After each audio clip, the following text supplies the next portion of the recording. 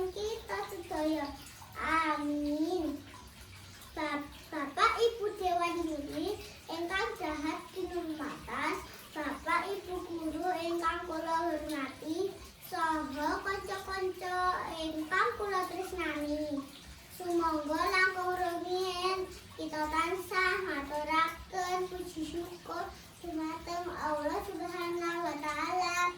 Awit saking kemirahanipun kita sedaya tasih dipunparingi kesehatan saha kesarasan sahingga kita sedaya saged nindakaken kegiatan wonten ing mangsa pandemi Covid menika.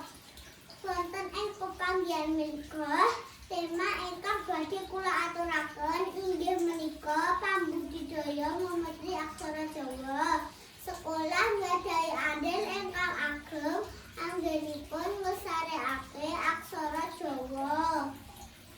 Jalaran saking pendidikan wonten ing sekolah menika kita saged paring ilmu saha pituduh menapa-menapa kemawon babagan memetri aksara Jawa. Pengetahuan aksara Jawa sakmenika sampun wonten ing jurang kepunahan.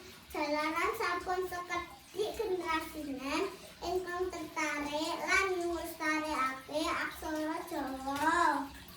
Wonten ing jaman sakmenika menawi lagu-lagu pop napa dangdutan sami apal.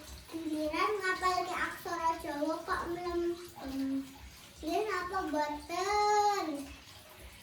Sadherek pambudidaya memetri aksara Jawa niki werna-werna caranipun. Contone, sekolahan ngenalke aksara Jawa nganakake lomba alih aksara Jawa sing wonten hadiahe supaya padha tertarik anggone melu lomba. Nggih ta, mesti seneng nek wonten hadiahe.